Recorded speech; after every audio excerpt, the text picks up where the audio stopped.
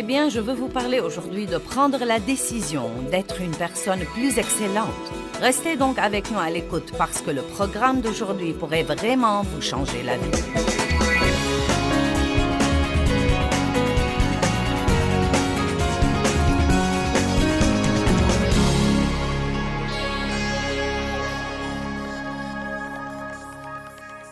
Ouvrez vos Bibles à 1 Roi 18. La troisième session de notre série sur vivre avec excellence et intégrité, car je crois qu'une personne excellente finit ce qu'elle commence. Ce n'est pas difficile de commencer quelque chose. Il y a toujours un enthousiasme qui accompagne tout commencement. Mais il faut un vrai homme ou une vraie femme de Dieu avec une vraie détermination pour mener les choses à bien, surtout quand vous essayez de faire quelque chose sur le conseil de Dieu, car la dernière chose que le diable veut que vous fassiez, c'est d'être un chrétien obéissant. Il n'est pas content que vous soyez un chrétien, mais il ne veut pas que vous soyez un chrétien obéissant, car si vous devenez un chrétien vraiment obéissant, alors le ciel s'ouvrira et vous commencerez à expérimenter l'accomplissement de toutes les promesses de Dieu. Vous devez donc vous rappeler que quand une porte s'ouvre, les adversaires seront sûrement très nombreux. Donc, pour être excellents, pour être des gens intègres, nous devons non seulement commencer les choses, mais encore les finir. Que ce soit un ministère ou nettoyer votre placard.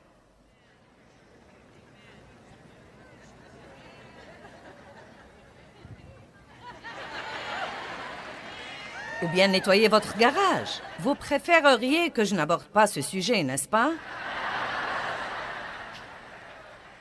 Mais franchement et sincèrement, vous croyez que je me mêle de ce qui ne me regarde pas? Prenez soin des trucs que vous avez et ne vivez pas dans le désordre, car cela vous donnera mauvaise conscience à l'égard de beaucoup de choses dans votre vie. Regardez autour de vous et commencez quelque part et persévérez jusqu'à ce que vous arrangiez les choses, parce que le désordre de votre maison influe sur toutes les décisions que vous prenez. Les petites choses sont très importantes. Finissez donc ce que vous commencez. Comme je l'ai déjà dit, ce n'est pas facile de commencer quelque chose. Vous avez normalement des gens qui vous encouragent et vous avez tous les trucs émotionnels pour vous aider. Mais pour arriver à mener les choses à bien, il vous faut de la détermination divine. 1 Roi 18. Élie avait prié pour qu'il ne plût pas. Et la Bible dit qu'il ne tomba pas de pluie pendant 3 ans et 6 mois. Puis Élie pria qu'il plût, et il a dit au roi méchant Achab, dans le verset 41. Élie dit au roi Achab, « Monte, mange et bois, car il y a un bruit d'une abondance de pluie. » 1 Roi 18, 42. Et Achab monta pour manger et pour boire. Et Élie monta au sommet du Carmel, et il se courba jusqu'à terre et mit sa face entre ses genoux. Or, quand il a dit à Achab qu'il allait pleuvoir, il ne pleuvait pas encore, et il n'y avait aucun signe qui montrait que le temps était à la pluie. Il lui a dit donc ce que Dieu lui avait mis dans le cœur, et il parlait strictement par la foi. Et vous allez voir, dans un instant, la puissance de la foi. Et il dit à son serviteur, « Monte maintenant, regarde du côté de la mer. » Le serviteur monta, regarda, et dit, « Il n'y a rien. » Et Élie lui dit, « Retourne. » Et il le dit 7 fois. Maintenant, de peur de passer vite sur ce verset sans en profiter, pensez-y un petit peu. Élie avait dit à Achab, « Tu ferais mieux de partir d'ici, il va pleuvoir. Ça ne m'a pas l'air d'un jour de pluie. » Élie se met donc à genoux et commence tout de suite à prier. Et envoie son serviteur à la cime de la montagne, et je crois que c'était plutôt un trajet très fatigant. Et il lui dit, « Monte là et vois s'il y a le moindre nuage. » Eh bien, il va et revient, il n'y avait rien. Élie lui dit d'aller de nouveau. Il va et il revient, rien. Va de nouveau. 7 fois consécutives, il va et il revient. Et finalement, il revient et dit, « Eh bien, il n'y a pas grand-chose, mais il y a un petit nuage de la taille de la main d'un homme. » Et avec ça, Élie était tout excité. Élie était tout excité. La Bible dit qu'il s'est ceint les reins et que l'Esprit du Seigneur était sur lui et qu'il a couru 32 kilomètres. Et il a devancé Achab. Et je peux l'entendre dire « Je t'avais bien dit qu'il allait pleuvoir ». Mais voici ce qu'il y a d'intéressant là-dedans. Et s'il s'était arrêté après 3 fois? Et s'il s'était arrêté après 4 fois? Et s'il s'était arrêté après 5 ou 6 fois? Je crois personnellement qu'il fallait les 7 fois. Et je crois que 7 est un numéro représentatif de continuer à essayer le nombre parfait de fois jusqu'à obtenir l'exaucement. En d'autres termes, nous devons être des gens déterminés et qui n'abandonnent pas. Amen. Vous serez stupéfiés de ce qui arriverait dans votre vie si vous décidez de dire ce soir « Je vais être la personne que Dieu veut que je sois. Je vais faire ce que Dieu veut que je fasse. Je vais avoir ce que Dieu veut que j'ai et je ne vais surtout pas abandonner. » Vous devez vous attendre à l'opposition. Ne vous attendez surtout pas quand vous faites ça, vous savez, à flotter sur un nuage de gloire et à chanter l'Alléluia en chœur toute la journée. Il va y avoir une opposition. L'ennemi va venir contre vous. Il ne veut pas du tout que vous fassiez des progrès. Mais si vous refusez d'abandonner, il n'y a pas une seule qu'il puisse faire. Car si vous dites « je vais recommencer, et je vais recommencer, et je vais recommencer, et je vais recommencer, jusqu'à ce que j'ai finalement un exaucement », vous serez stupéfiés de ce qui va arriver. Pierre a dit à Jésus, c'est relaté dans Matthieu 18, « Combien de fois devrais-je pardonner à mon frère ? 7 fois ?» Et Jésus lui a dit non, 70 fois, 7 fois.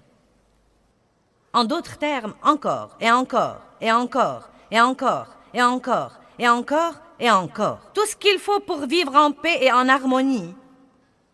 Tout ce qu'il faut pour montrer le vrai amour de Dieu. Vous dites, eh bien, minute, ce n'est pas juste de pardonner à quelqu'un qui nous a offensés autant de fois. Maintenant, attendez.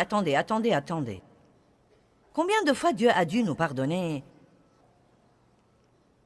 Et pour la même chose aussi.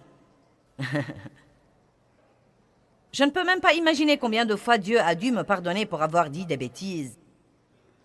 Plusieurs fois la semaine passée et probablement 2 ou 3 fois aujourd'hui.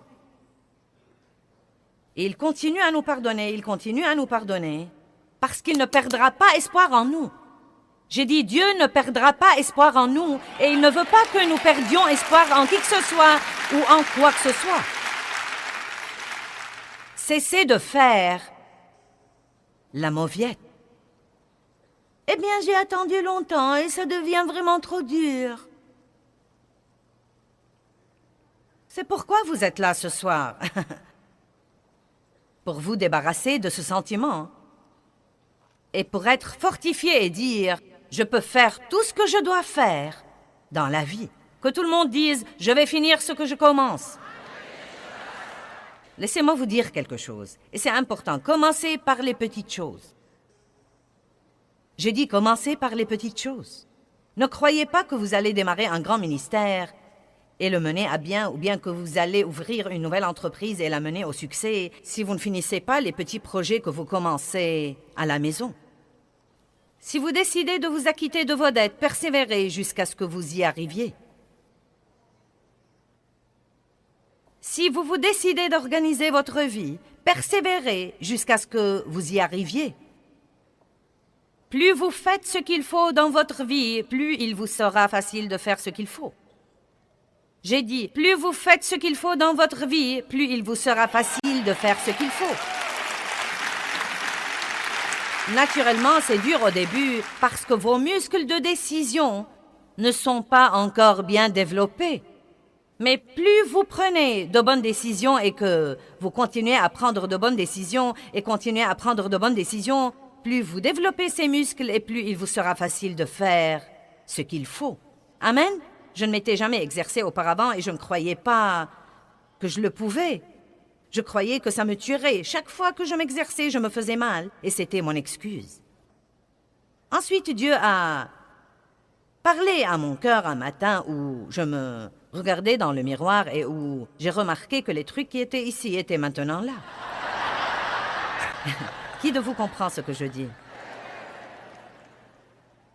Et donc, vous savez, Dave et moi vieillissons, mais nous croyons qu'il y a beaucoup de bien que nous pouvons encore faire et pendant le temps que Dieu nous donne à vivre, nous voulons porter beaucoup de fruits. La Bible promet même que vous pouvez porter plus de fruits dans votre vieillesse que dans votre jeunesse. Et donc, nous nous en réjouissons à l'avance. Vous savez, il paraît parfois que quand vous êtes là depuis longtemps, les gens ont tendance à avoir confiance en vous parce qu'ils ont vu une certaine consistance. Et comme vous le savez, nous avons enseigné la parole de Dieu pendant 32 ans. Et nous étions là, et nous étions là, et nous étions là, et nous étions là, et nous étions là. Et donc, je crois que notre ministère a vraiment une bonne réputation. Il y a des gens qui essayent de la ruiner, mais je crois que la plupart d'entre vous connaissent notre cœur et savent que nous essayons d'aider les gens. Et donc, nous sommes dans une étape importante de notre vie. Mais quel que soit le travail que je veux faire pour Dieu, je dois garder mon corps en forme pour que Dieu puisse m'utiliser dans ce ministère. Vous savez, rester en bonne santé est important. Et les gens ne croient pas que c'est important. Ils disent, si je tombe malade, je prierai pour un miracle. Oui, Dieu nous guérit, mais il dit aussi ne pêche plus de peur qu'il ne t'arrive quelque chose de pire.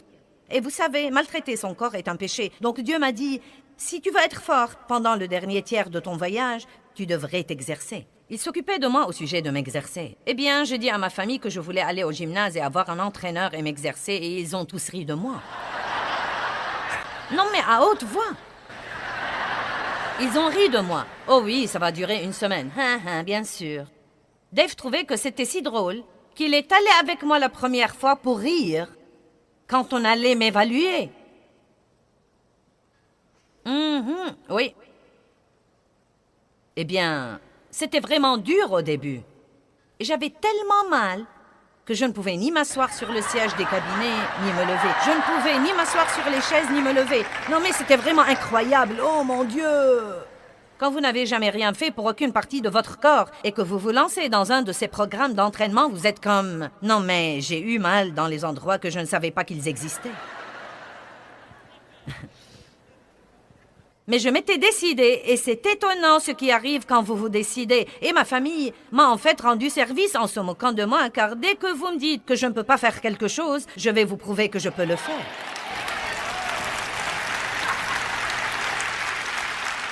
Nous voilà donc, 1 an et demi plus tard, et je ne manque jamais une séance, sauf si je ne suis pas là. Et ça a été une des meilleures choses. Maintenant, ça fait partie de ma routine. Je ne m'efforce même pas d'y aller. Au contraire, j'ai hâte d'y aller. J'aime ça. Ça me stimule, mais c'était vraiment très dur au départ. Vous devez continuer malgré toutes les difficultés. Vous devez faire la même chose que Jésus avait faite dans le jardin. Quand vous savez ce que Dieu veut que vous fassiez, vous devez tenir bon et prier. Dieu, aide-moi à ne pas tomber dans la tentation. Je veux finir ce que j'ai commencé. Jésus a dit, n'irai-je pas à la croix? N'est-ce pas le but pour lequel je suis venu? Je ne vais pas abandonner maintenant parce que c'est dur. Je vais continuer et finir le travail. Prenez la décision de finir ce que vous commencez. Amen. Allons à Genèse 11. Nous parlons de l'excellence et de l'intégrité. Et nous disons que les gens qui en jouissent finissent ce qu'ils commencent. Ils ne restent pas assis à ne rien faire et à prier pour la promotion sans y mettre du leur. Maintenant, vous connaissez Abraham.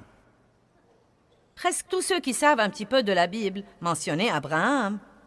Et ils reconnaissent ce nom-là. Mais il y a un autre nom que vous ne reconnaissez peut-être pas, et c'est Terah. Terah était le père d'Abraham. Et ce qu'il y a d'intéressant à ce propos, c'est que Terah a eu en fait l'occasion d'aller au même endroit auquel Dieu a dit à Abraham d'aller. Mais il s'est arrêté en cours de route et s'est installé. Et Dieu a dû trouver quelqu'un d'autre que lui. Je me demande combien d'occasions Dieu nous donne et nous commençons, puis nous nous installons quelque part en cours de route parce que c'est dur. Et Dieu, à ce moment-là, utilise quelqu'un d'autre. Genèse 11, verset 31. Terah prit Abraham son fils, et Lot, fils d'Aran, fils de son fils, et Sarai, sa belle-fille, femme d'Abraham, son fils, et ils sortirent ensemble d'Ur en Chaldée pour aller au pays de Canaan. Mais ils vinrent jusqu'à Charan et ils s'y installèrent. Que tout le monde dise « Je ne vais pas m'installer ». Terah a vécu 205 ans et il est mort à Charan, là où il s'est installé. Je ne veux pas m'installer quelque part en cours de route, entre là où j'étais et là où je suis censé être. Vous voyez, la médiocrité et la moyenne, ou au-dessous de la moyenne. Mais Dieu ne nous a pas appelés à être des gens médiocres ou des gens tièdes. Il nous a appelés à être des gens excellents. Et être excellent veut dire que vous devez toujours faire un peu plus qu'il n'est exigé, juste un peu plus de ce qu'on attend de vous et la plupart du temps, juste un peu plus de ce que tous les autres font. Parce que c'est très commun aujourd'hui et même populaire de faire ce qui est facile et ce qui est confortable. Il suffit de lire les panneaux d'affichage et la publicité qui vous donnent l'occasion d'avoir tout le confort que vous pouvez imaginer. Et vous savez quoi? Tout le confort que nous avons, je ne suis pas très sûre qu'il nous aide autant que nous le croyons. Les gens aujourd'hui n'ont pas grand-chose à faire et ils se plaignent tout le temps. Pour laver les plats, nous pressons un bouton. Ensuite, nous nous plaignons car nous devons décharger les plats propres et les ranger. Nous jetons la lessive dans la machine à laver, nous pressons un bouton. Nous la mettons dans le sèche-linge, nous pressons un bouton, elle sèche. Ensuite, nous nous plaignons de devoir la sortir du sèche-linge et la ranger. Nous la mettons donc sur le cycle doux.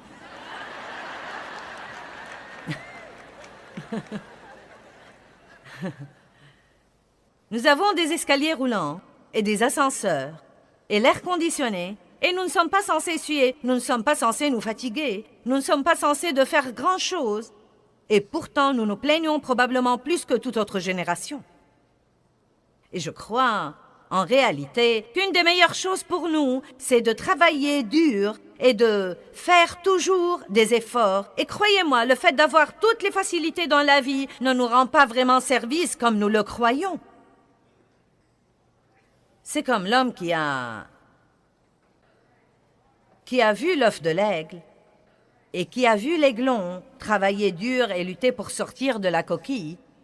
Il ne comprenait pas le style de vie de l'aigle. Il ne comprenait pas que Dieu a mis une petite dent au bout du bec de cet aiglon et qu'une partie de son développement pour devenir un aigle était de picoter, picoter, picoter, picoter, picoter, picoter, encore et encore et encore et encore et encore et encore et encore et encore, jusqu'à ce qu'il puisse sortir de cette coquille. Et que c'est là qu'il acquiert la ténacité pour être l'aigle que nous tous admirons, pour avoir essayé encore et encore et encore pour sortir. Mais cet homme a vu ce qui arrivait, a voulu lui faciliter la tâche, et l'aiglon n'a pas survécu. Nous devons très souvent prendre le parcours le plus dur pour notre protection. Donc quand vous pensez que Dieu aurait pu vous faciliter les choses et il ne l'a pas fait, sachez qu'il bâtit en vous la foi dont vous aurez besoin plus tard. Ces années où nous avons d'abord démarré notre ministère et les 6 années où nous avons dû espérer en Dieu pour toutes choses, non mais les chaussettes, les sous-vêtements, les casseroles, les chaussures, non mais tout. Et j'avais quitté un travail à plein temps et je m'attendais à ce que Dieu nous bénisse. Et j'étais loin de me douter qu'il nous bénissait d'une façon plus profonde. Il nous apprenait à lui faire confiance. Non mais il nous apprenait à lui faire vraiment confiance car j'étais autrefois une femme habituée à m'occuper de moi-même. Mais j'avais ma limite. Il y avait une limite à ce que je pouvais faire et Dieu savait que dans la situation où il me mettrait, j'aurais certainement besoin de beaucoup plus que je ne pourrais jamais me procurer. Il a dû donc supprimer ce que j'avais et m'amener à me fier complètement à lui et je ne comprenais pas ça. Nous ne comprenons jamais quand nous sommes de ce côté des choses. Ce n'est que quand nous passons à l'autre côté des choses que nous comprenons vraiment ce que fait Dieu. Maintenant, avec toutes les finances dont ce ministère a besoin, c'est bien que j'ai appris à espérer en Dieu pour les chaussettes et les sous-vêtements. Beaucoup de gens veulent que Dieu fasse quelque chose de grand pour eux, mais ils ne sont pas prêts à être fidèles dans les petites choses que Dieu leur donne à faire. Si vous vous demandez pourquoi vous n'avez pas été promu dans l'Église, alors que vous prêchez mieux que le pasteur et chantez mieux que le leader de l'adoration, puis-je vous dire quelque chose? Il vous faut beaucoup plus que votre don pour réussir. J'ai dit, il vous faut beaucoup plus que votre don pour réussir. Tant de gens ont un don qui peut les prendre quelque part, mais pas assez de caractère pour les garder là une fois qu'ils y arrivent. Et Dieu ne cherche plus des gens qui le mettent dans l'embarras devant le monde. Donc, oui, peut-être que nous avons des dons, mais notre période d'attente teste tous ces autres trucs. Allez-vous finir ce que vous avez commencé? Allez-vous être une personne excellente, même à la maison quand personne ne vous voit derrière les portes fermées? Allez-vous vivre devant Dieu, devant l'œil du Tout-Puissant qui voit tout, et allez-vous vous soucier davantage de ce que pense Dieu que de ce que pensent tous les autres? Je veux que vous ayez, une ténacité à toute épreuve ce soir, et je veux que vous alliez de l'avant. Que vous soyez ce que Dieu veut que vous soyez, et fassiez ce qu'il veut que vous fassiez, et ayez ce qu'il veut que vous ayez. Et je veux que vous ne suiviez pas le courant avec tous les médiocres qui se trouvent dans le monde aujourd'hui. Mais vous devez vous lever et dire, si je suis la seule personne qui fait ce qu'il faut, je vais le faire de tout mon cœur. Dieu, si tu veux bien m'aider, je vais faire de mon mieux pour faire tout ce que je dois faire comme il faut.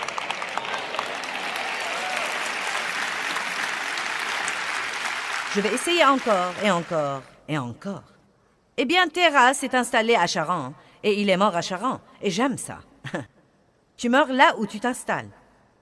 Et beaucoup de gens meurent avant de mourir physiquement. Ils s'installent quelque part là où ce n'est pas ce qu'ils avaient dans le cœur, pas là où Dieu les a appelés à être. Maintenant, ils n'ont pas de vrai but, ils n'ont pas une vraie vie en eux. Ils s'ennuient, ils sont malheureux, déprimés, grognons et difficiles à vivre. Parce qu'ils se sont installés et n'ont pas persévéré pour avoir la meilleure chose que Dieu avait pour eux. Donc Dieu va essayer de nouveau.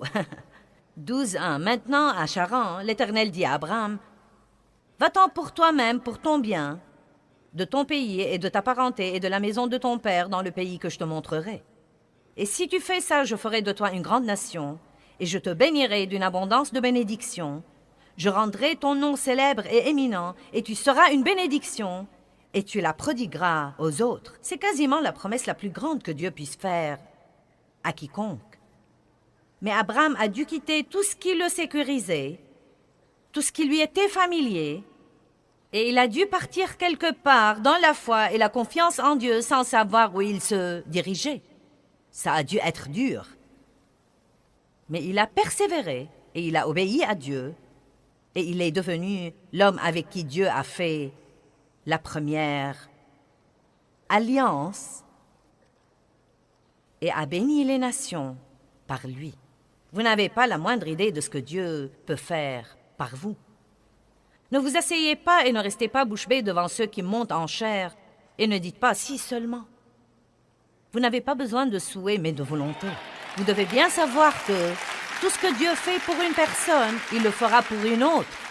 Peut-être que vous ne prêchez pas, vous ne chantez pas, vous ne faites pas dans l'équipe d'adoration, vous n'avez pas votre entreprise, mais il se peut que vous l'ayez. L'essentiel, c'est que quoi que vous fassiez, vous pouvez le faire avec excellence et vous pouvez glorifier Dieu par ce que vous faites.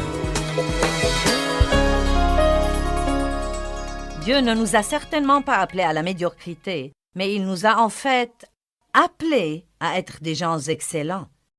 Dieu est un Dieu excellent et quand nous parcourons la Bible, nous voyons que tous les héros de la Bible, les gens de la Bible dont nous aimons raconter les histoires, étaient tous des gens excellents.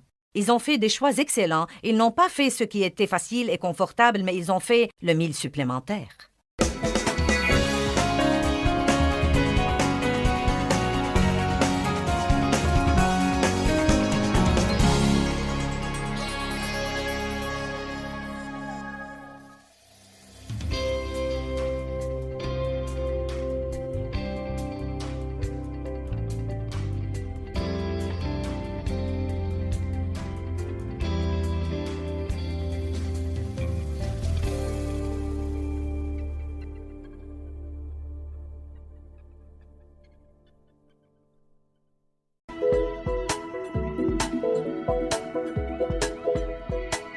Eh bien, dans ce programme aujourd'hui, je veux vous parler de quelques moyens qui vous protégeront contre la défaite et le découragement et contre la dépression tout le temps. Découvrez donc quels sont ces moyens, tout de suite à l'antenne d'en jouir de la vie de tous les jours.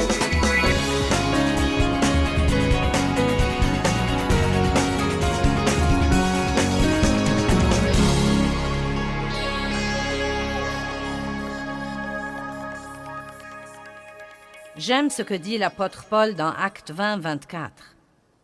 J'ai déjà fait toute une série là-dessus. Il dit « Mais aucune de ces choses ne me tente, et je ne fais aucun cas de ma vie non plus, pourvu que j'accomplisse ma course avec joie. » Et j'aime ça. La Bible rapporte dans Jean 17 que Jésus a dit « Et maintenant, Père, glorifie-moi, j'ai achevé l'œuvre que tu m'as donnée à faire. » Savez-vous comme c'est facile de dire quand vous commencez à vous lasser « Je vais m'installer là ?» Mais je veux que vous soyez le genre de personne, et je veux être le genre de personne qui dit « Recommence, recommence. » Et je veux être le genre de personne qui, même si je ne vois qu'une petite lueur d'espoir, de la taille de la main d'un homme, pouvez-vous imaginer un nuage de la taille de votre poignet là-haut dans le ciel? Et quel peu d'espoir cela pourrait vous donner? Mais Élie, parce qu'il était un homme de foi, a refusé d'abandonner. Il l'a considéré comme un grand signe de Dieu. Je veux être le genre de personne qui est facilement enthousiasmée par le moindre signe que Dieu lui donne.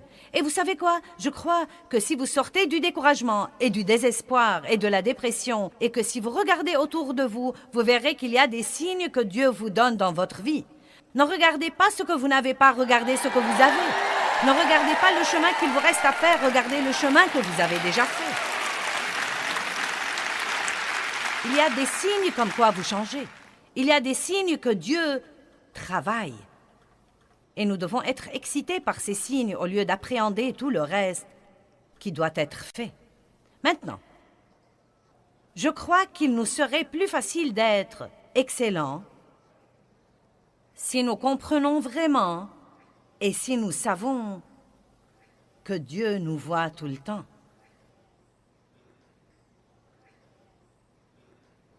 Jésus s'est expliqué tout en disant « Je suis ». Wow! Il n'y a nulle part où Dieu n'est pas. Quand vous rentrez chez vous et que vous fermez votre porte, oups, le voilà. Quand vous déjeunez avec un ami qui médit d'un autre ami, oups, le voilà. Quand vous fouillez dans votre portefeuille pour décider de l'offrande que vous allez donner et que vous évitez les billets de 100 et 50 et 20 et 10 et 5 et que vous trouvez ce billet d'$1,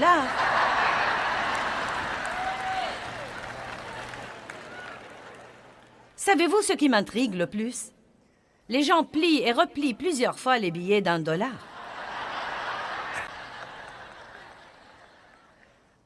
Mais si quelqu'un, par contre, donne le grand truc, il ne le plie pas comme ça, il le met carrément là. Dieu est là. Il a vu l'offrande de la veuve, et il ne s'agit pas du montant, il s'agit du sacrifice et du fait qu'elle ait donné le meilleur d'elle-même, qu'elle ait donné tout ce qu'elle possédait. Dieu voit, il est le Dieu qui voit tout, qui sait tout, qui est partout. Et vous savez, nous devons abandonner l'idée qu'il n'est qu'à l'église le dimanche matin. Bonjour. Il vous suivra quand vous sortirez d'ici et verra combien de gens vous allez renverser pour sortir du parking le premier.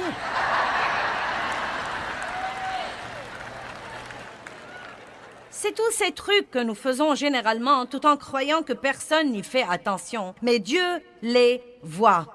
Et laissez-moi vous dire quelque chose. Je crois que ce sont ces petites choses qui déterminent si nous sommes des gens intègres et des gens excellents. Je ne crois pas qu'il faut faire attention aux grandes choses. Je crois que nous devons faire attention à toutes les petites choses. Êtes-vous le genre de personne qui crache son chewing-gum sur le trottoir pour que quelqu'un d'autre marche dessus et tombe de tout son long? Êtes-vous le genre de personne qui jette ses ordures par la fenêtre de sa voiture sur l'autoroute? Êtes-vous le genre de personne qui ne remet pas son chariot d'épicerie au petit espace assigné au chariot? Êtes-vous le genre de personne que j'étais autrefois? Vous ne remettez pas le chariot à sa place et vous passez plus de temps à essayer de l'appuyer contre la voiture de quelqu'un d'autre? Non, mais je me rappelle que je mettais le chariot là, et que j'équilibrais ses roues, et que je commençais à filer, et il commençait à rouler, et je retournais. En fait, nous faisons toujours plus d'efforts pour faire ce qu'il ne faut pas que nous le faisons pour faire ce qu'il faut.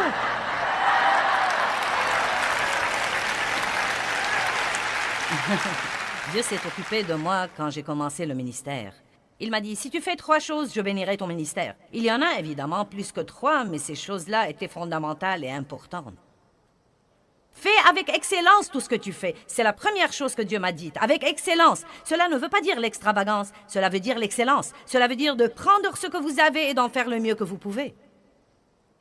Il n'y a rien de honteux à ne pas avoir des choses nouvelles ou des choses abondantes, mais quoi que vous ayez, vous devez l'apprécier et vous devez vous en occuper.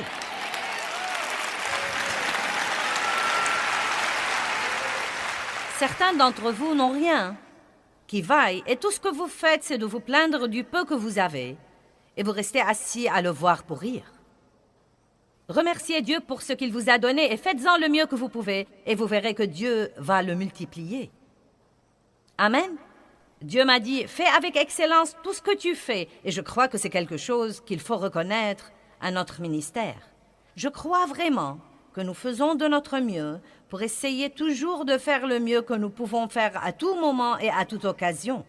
Maintenant, quand nous repensons aux choses que nous avions faites il y a 20 ans, nous nous disons « Oh, ça alors !»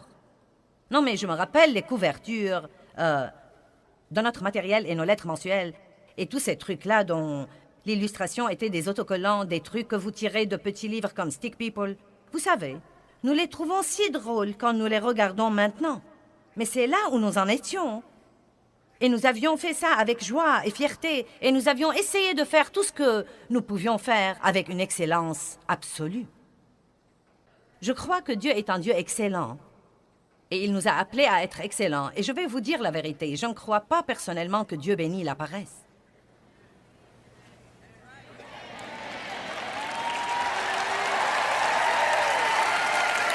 La pire condition dans laquelle nous puissions nous retrouver, c'est de laisser cet esprit paresseux, léthargique, pathétique, de passivité, nous contrôler. Dieu nous a donné le libre arbitre et il s'attend à ce que nous l'utilisions. Il suffit de lire les psaumes où David dit « C'est le jour que l'Éternel a fait, je bénirai ». Il n'a pas dit « J'ai envie de bénir », il a dit « Je bénirai ». Le Seigneur, ô mon âme, il se donnait un ordre que tout ce qui est en moi bénisse son saint nom. Je marcherai dans l'intégrité au milieu de ma maison, a-t-il dit. Je dirai des choses excellentes. Nous devons faire, écoutez-moi, je veux vous donner un mot exprès. Écoutez-moi bien, tout ce que nous devons faire comme il faut, nous devons le faire exprès. Quelqu'un a aimé ça?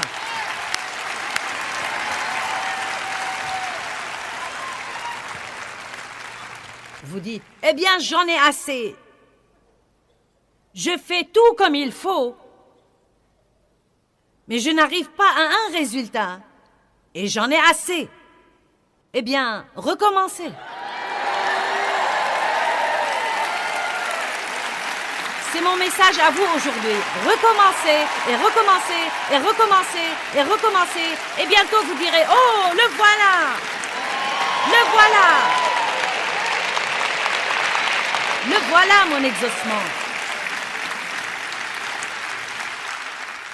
Si vous êtes assez déterminé, il n'y a pas un diable en enfer qui puisse vous vaincre.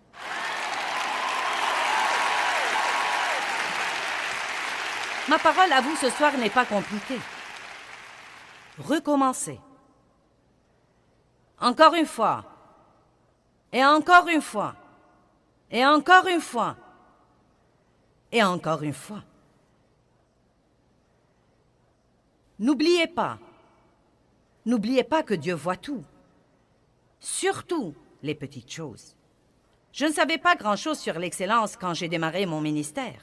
J'ai écouté Dieu, mais on a dû m'apprendre à être excellente. Vous voyez, Dieu ne veut pas la théorie, il veut l'expérience à l'appui. C'est l'expérience qui l'intéresse.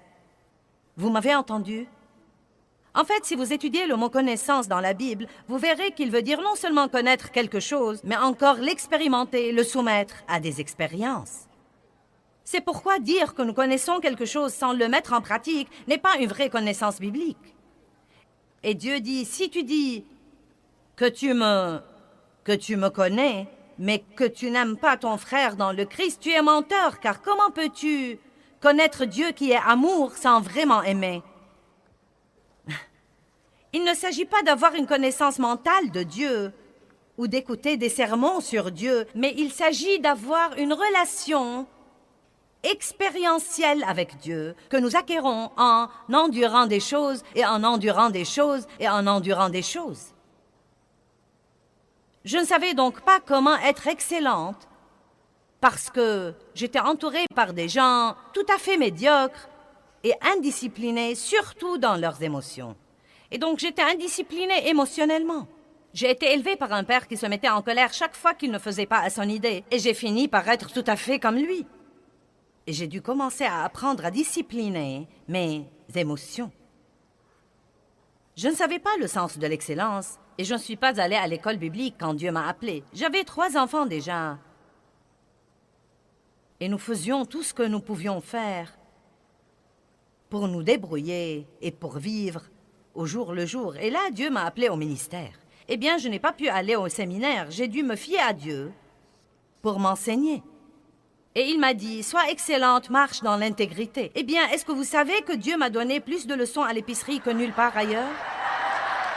Et cela semble probablement bizarre, mais le Saint-Esprit s'occupera de vous dans votre vie de tous les jours, où que vous soyez, si vous commencez à lui obéir dans les petites choses. Et c'est une chose personnelle entre vous et Dieu. La plupart de ces choses ne sont pas des choses qu'on est censé raconter. Je vous les raconte, car je les utilise comme des exemples pour vous enseigner. Mais je sais et je suis sûre que Dieu s'occupe de vous à propos de toutes sortes de petites choses, et certains d'entre vous lui obéissent, mais beaucoup d'entre vous ne lui obéissent pas. Et la raison pour laquelle vous n'obéissez pas est peut-être que vous croyez qu'elles sont trop insignifiantes et sans importance. Qu'est-ce que ça change si je remets mon chariot d'épicerie à sa place? Tous les autres laissent leur chariot dehors. Ce que font tous les autres n'a rien à voir avec nous. Nous sommes dans le monde.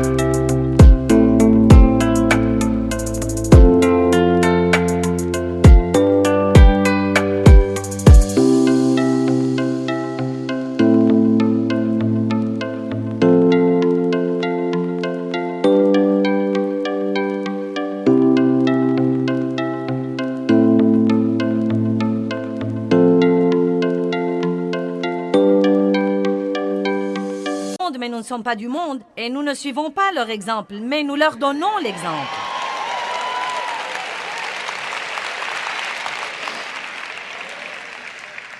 Et le plus triste dans l'histoire, vous établirez le rapport.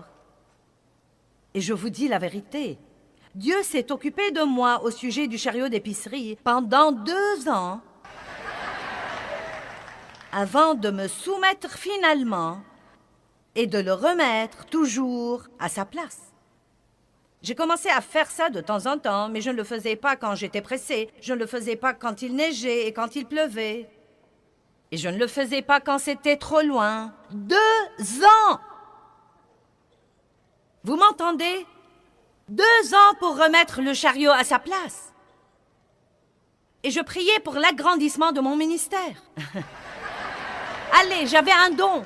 Je pouvais prêcher il y a 32 ans comme je prêche maintenant, mais je ne prêchais pas aux 2/3 du monde entier. Je prêchais à 25 personnes. Et j'aurais continué à prêcher à 25 personnes si je n'avais pas appris à remettre mon chariot à sa place.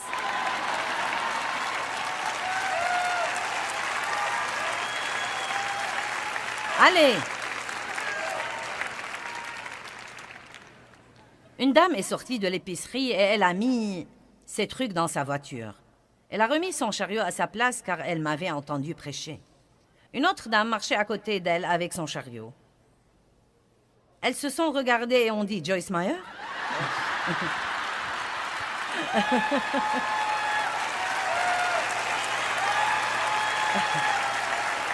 Donc je fais quelque bien au monde. Du moins, nous essayons de remettre nos chariots d'épicerie à leur place.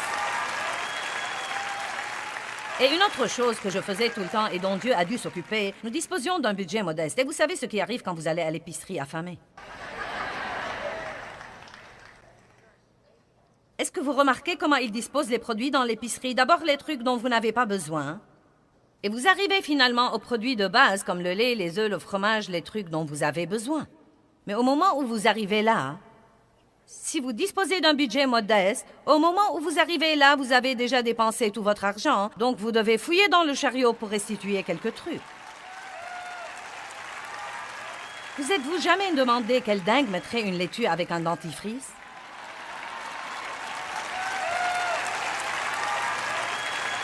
C'était moi. C'était moi il y a 30 ans, car je n'étais pas une personne excellente. Et je ne comprenais pas que Dieu était dans l'épicerie avec moi. Quand il dit « Ne crains pas car je suis avec toi », cela veut dire qu'il est avec moi partout, non seulement à l'église le dimanche, mais partout aussi. Dieu vous voit tout le temps.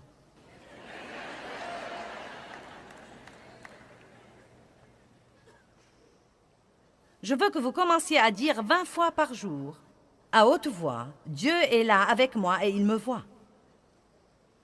Allez, je vous défie, Dieu est là avec moi et il me voit. Et je veux que vous le disiez tous les jours jusqu'à ce qu'il devienne une vraie révélation dans votre vie, comme quoi tout ce que vous dites est fait et pensé, et toutes les décisions que vous prenez, et toutes les attitudes que vous avez, et tous les choix que vous faites, Dieu les voit.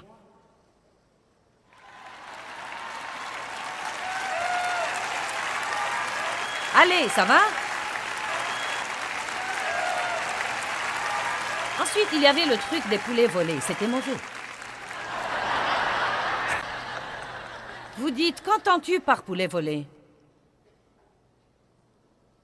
Je découpais dans le journal ces coupons qui disaient que les poulets étaient en solde. Chaque famille avait droit à 3.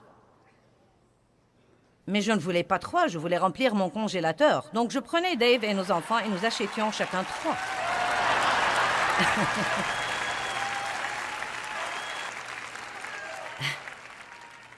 Chacun de nous prenait un chariot et nous nous comportions comme si nous ne nous connaissions pas. Je me rappelle un jour où j'avais peur car j'ai cru que je n'avais pas donné assez d'argent à ma fille et qu'elle allait m'en demander pour la taxe et qu'on allait découvrir que nous étions apparentés. J'avais le bouton de Jésus et mon autocollant et ma Bible aussi.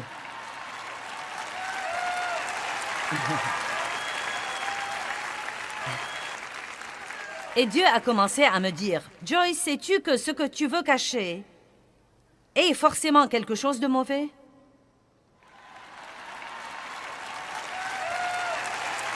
Mais je voulais plus et plus de poulets.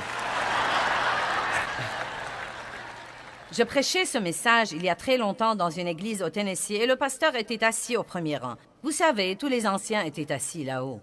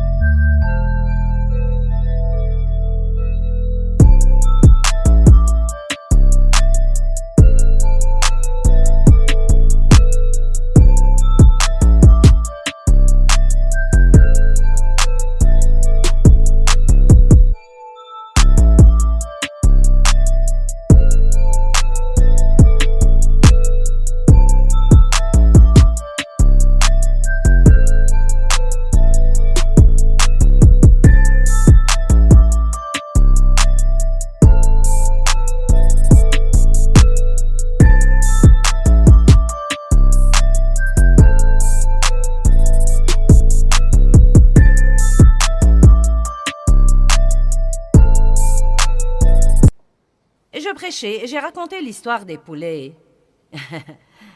Et le pasteur a bondi. Il était grand de taille et il a donné un coup de pied à sa jambe et a déchiré le fond de son pantalon. Mais c'est une autre histoire. Il a bondi, il a montré sa femme du doigt et il lui a dit « Tu m'as transformé en voleur !»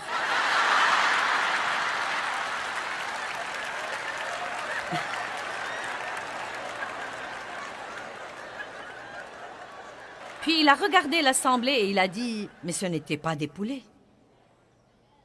C'était du papier toilette et nous l'achetions pour l'église. »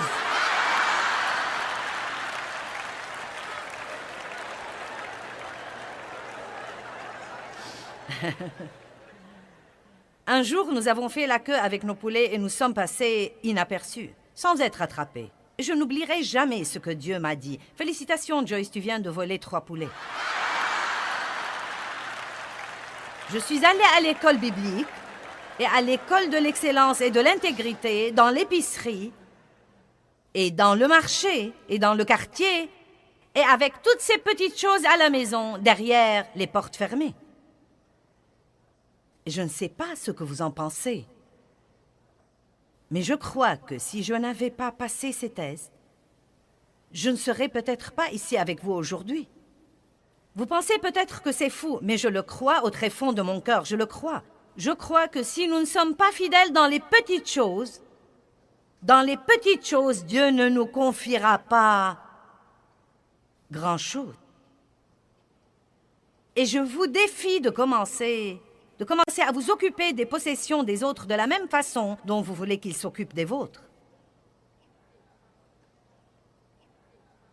Amen. Quand vous louez une chambre d'hôtel, ne posez pas des tasses humides sur les tables en bois parce qu'elles ne sont pas les vôtres et que vous vous en fichez. Allez. Il y a toutes sortes de trucs que nous faisons, mais nous devons marcher dans l'intégrité. Si on vous rend trop de monnaie quand vous faites vos courses, n'agissez pas comme si Dieu vous bénissait, rendez-la. Eh bien, ma belle, crois-moi, je viens de prier pour une bénédiction et la voilà. Non, vous êtes sur le point de devenir voleur et vous en attribuez le mérite à Dieu.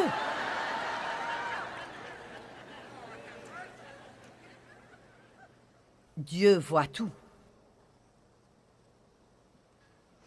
Clôturons avec le psaume 139. Et j'ai dit clôturons, je n'ai pas dit que j'ai clôturé. Psaume 139, 7 dit « Où irai-je loin de ton esprit? Et où fuirai-je loin de ta face? Si je monte aux cieux, tu y es. Si je me couche au Sheol, au séjour des morts, t'y voilà. Si je prends les ailes de l'aurore et que j'aille habiter à l'extrémité de la mer, là aussi ta main me conduira et ta droite me saisira. Si je dis au moins les ténèbres me couvriront, la nuit devient lumière autour de moi. Même les ténèbres ne sont pas obscures pour toi, Dieu. La nuit brille comme le jour et les ténèbres comme la lumière. Dieu est partout et il peut voir tout. Soyez le genre de personne qui, quand Dieu vous dit que vous avez fait ce qu'il ne fallait pas, vous réparez. Écoutez, hier soir, Dave est monté en chair et vous savez, le fil de mon microphone traînait. Et il est monté pour le réparer. Et je suis une personne coléreuse. Je n'aime pas que les gens me dérangent. Et s'ils vont me déranger, qu'ils en finissent rapidement. Et donc, vous savez, il poussait le truc en bas de mon dos. Et finalement, je lui ai dit, « Qu'est-ce que tu fais? » Il m'a dit, « J'essaye de mettre ce fil à sa place pour ne plus traîner. » Eh bien, je l'ai immédiatement regretté. Car il essayait de m'aider et j'étais vraiment impatiente et ronchonneuse. Et j'ai envoyé quelqu'un pour l'appeler et je lui ai dit « Désolée d'avoir été ronchonneuse. » Il m'a dit « Je ne l'ai même pas remarqué. » Mais vous savez quoi? Je ne sais pas ce que cela veut dire. Peut-être qu'il y est tellement habitué qu'il ne l'a même pas remarqué. Je mets mon cœur à nu et vous riez de moi. Le point essentiel, c'est que je considère ceci comme un grand privilège, car Je ne vais pas monter en chair avec une conscience coupable. Je ne vais pas monter avec une conscience coupable. Et c'était mieux pour moi de faire ce 1000 supplémentaire. Allez, de faire ce 1000 supplémentaire.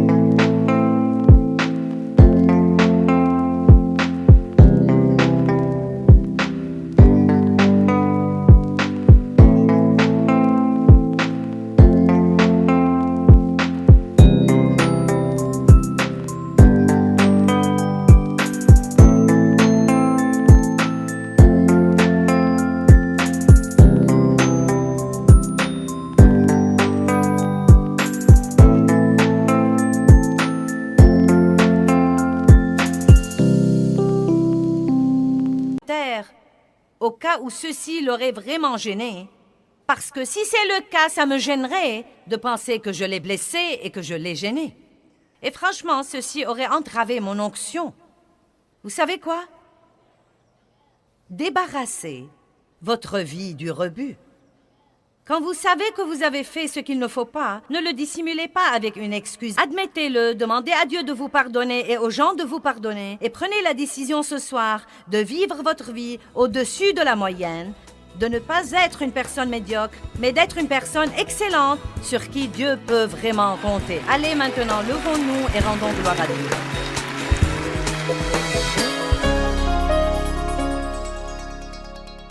Dieu ne nous a certainement pas appelés à la médiocrité, mais il nous a en fait appelés à être des gens excellents. Dieu est un Dieu excellent et quand nous parcourons la Bible, nous voyons que tous les héros de la Bible, les gens de la Bible dont nous aimons raconter les histoires, étaient tous des gens excellents. Ils ont fait des choix excellents, ils n'ont pas fait ce qui était facile et confortable, mais ils ont fait le 1000 supplémentaire.